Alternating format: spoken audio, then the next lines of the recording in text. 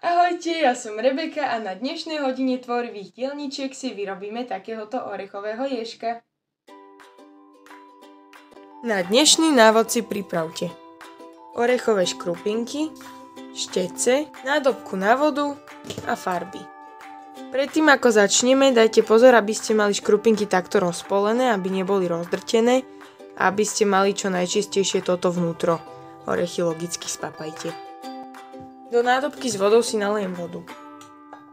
Táto špicatá časť ostane ako hlavička ježka, takže na tu nebudeme maľovať.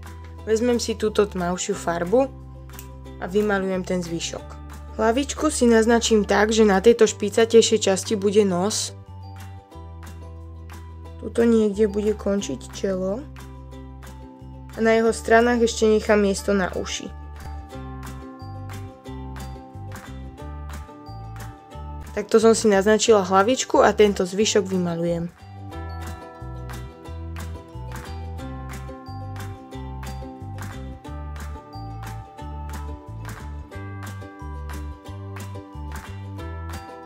Kým mi táto prvá časť bude schnúť, to isté urobím aj s druhou škrupinkou.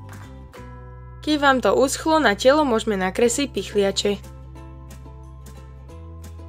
Kreslím takéto rovné malé čiarky. Na tomto druhom môžeme vyskúšať, ako by to vyzeralo, keby sme ich robili tmavšou. Keď už ju mám na šteci, môžem rovno nakresliť aj oči a nos. Nos urobím malou čiernou bodkou tuto. A oči pod ušami.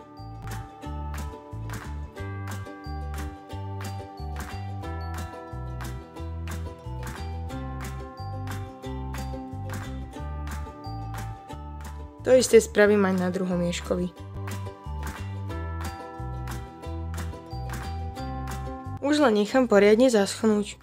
Ak chcete ježko ešte trochu vylepšiť, môžete im vyrobiť nôžky. Na hnedý papier si položím ježka, obkreslím škrupinku,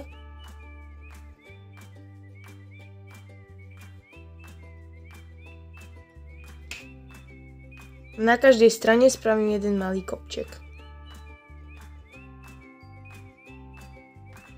Aj vpredu, aj vzadu.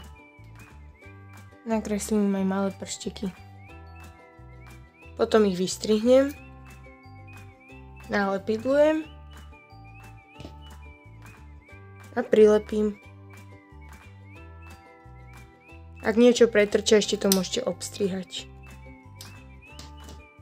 A naši ježkovia sú hotoví. Dúfam, že sa vám dnešné tvorenie páčilo. Ak áno, nezabudnite mi dať like a subscribe, aby sme tvorili aj o týždeň. Ahojte!